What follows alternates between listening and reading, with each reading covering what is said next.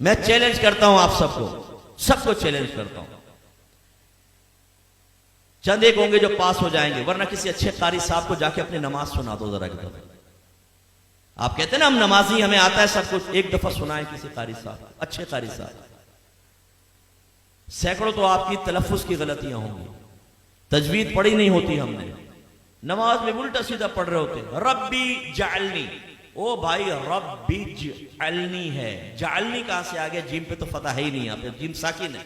रब्बी जालनी, सुब्हानक अल्लाहुम्मा, कल्ला नहीं है, सुब्हानक अल्लाहुम्मा, थोड़ा उठाना होता है ताकि अलिफ मद्दा पूरा बने। खड़ा ज़बर है, अलिफ मद्दा के बराबर खींचना है इसको, दो हरकत के बराबर। सुब्हानक अल्लाहुम्मा वत्तबारक अस्मुका, वत्तबारक, ओ भाई वत्ता नहीं है, वत्तबारक अस्मुका।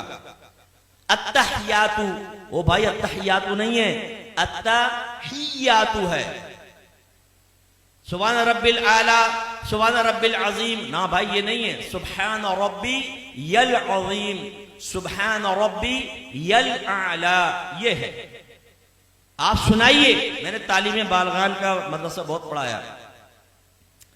जब मेरे सामने आते थे ना, कितने साल से नमाज पढ़ रहे हैं? 25 साल से। अच्छा सुनाओ जरा सूरत सुनाओ। ओ भाई एक नई सूरत की शक्ल सामने आती थी, जबर की जगह जेर, जेर की जगह पेश, पेश की जगह कुछ।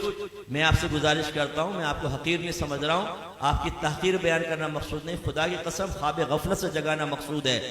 आज आप चेक भरते हैं ना, चेक, जितने यहाँ चेक भरने वाले मौजूद है उनसे पूछिए, इतने आराम से भरते हैं, कहीं टेढ़ा मेढ़ा ना हो जाए, बाउंस हो जाएगा। और कहीं अगर गलत हो जाए ना तो ऊपर साइन करना पड़ता है, वरना ये रिटर्न हो जाएगा ये चेक बैंक से, ओवरराइट हो गया है, तब कहीं जाके वो कैश होता है। लेकिन जब नमाज पढ़ते तो समझते हैं बहुत बड़ा हमने अल्लाह पर एहसान किया है। बात तो पढ़ते ही नहीं, खैर जो पढ़ते हैं बहुत बड़ा एहसान किया है, अब पढ़ी बस अल्लाह कबूल फरमाएगा। हालांकि नबी करीम सल्लल्लाहु अलैहि वसल्लम फरमाते हैं कि बंदा बाज़ औक़ात 60 बरस तक नमाज पढ़ता है, लेकिन उसकी एक भी नमाज अल्लाह ताला की बारगाह में कबूल नहीं होती, क्योंकि रुकू सही करता है तो सजदा गलत कर देता है, सजदा सही करता है तो रुकू गलत कर देता है। एक रिवायत में फरमाया, बाज नमाजी ऐसे हैं कि मस्जिद के दरवाजे से बाहर नहीं निकलने पाते कि उनकी नमाज पुराने कपड़े की तरह लपेट के उसके मुंह पे मार दी जाती है। एक रिवायत में फरमाया, जब नमाजी बाज़ औक़ात नमाज खत्म करता है तो नमाज उससे ये कहती है, अल्लाह तुझे ऐसे ही बर्बाद कर दे जैसे तूने मुझे बर्बाद किया।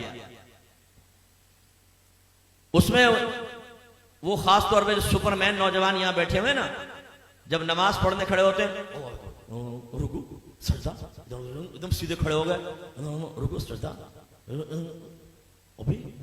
अभी हमारी अलहम्द आदि भी नहीं होती, 2 रकअतें खत्म कर लेता। और जब ये सलाम फेरा, कल्टी बाहर, ओ भाई तो ये तू एक्सप्रेस ट्रेन बना हुआ है, बुलेट ट्रेन, ये तेरा फायदा क्या हुआ नमाज पढ़ने का? यानी सर से बोझ उतार रहे हो। आपने देखा जुमे की नमाज के बाद जैसे ही इमाम साहब सलाम फेरते हैं, जूतियों पर रश लग जाता है, इतना रश हो जाता है जैसे बाहर 5-5 हजार के नोट बट रहे हैं, अगर देर होगी तो निकल जाएंगे। जूतियां ढूंढने में 15 मिनट वहां लगा देंगे, मस्जिद में नहीं बैठेंगे, ना सुनन पढ़ेंगे ना नवाफिल पढ़ेंगे आगे के, और बाहर निकल के फिर दूसरा कहते हैं, हाँ क्या करना, चल ढाबे में चाय पीते। अभी तुम इसलिए बाहर निकल कर आए थे। ये भी जिम्नन बात आ गई तो मैं आपको अर्ज कर दूं, गौर से करें, गौर से देखें, और अपने बारे में मैं भी सोचता हूं, आप भी सोचें। नबी करीम सल्लल्लाहु अलैहि वसल्लम फरमाते हैं कि मस्जिद की और मोमिन की मिसाल ऐसी है जैसे मछली और दरिया, कि अगर मछली को दरिया से बाहर निकालें तो वो उस वक्त तक चैन से नहीं बैठती जब तक दोबारा दरिया में ना आ जाए। और मुनाफिक की और मस्जिद की मिसाल ऐसी है जैसे परिंदा और पिंजरा, कि अगर परिंदे को पिंजरे में बंद कर दें तो फड़फड़ाता रहता है कि दरवाजा खुले और मैं उड़ जाऊं, और जैसे खोलते हैं उड़ जाता है। अपने बारे में हम सबको गौर करना चाहिए, हम में मोमिनाना सिफत है या मुनाफिकाना सिफत है।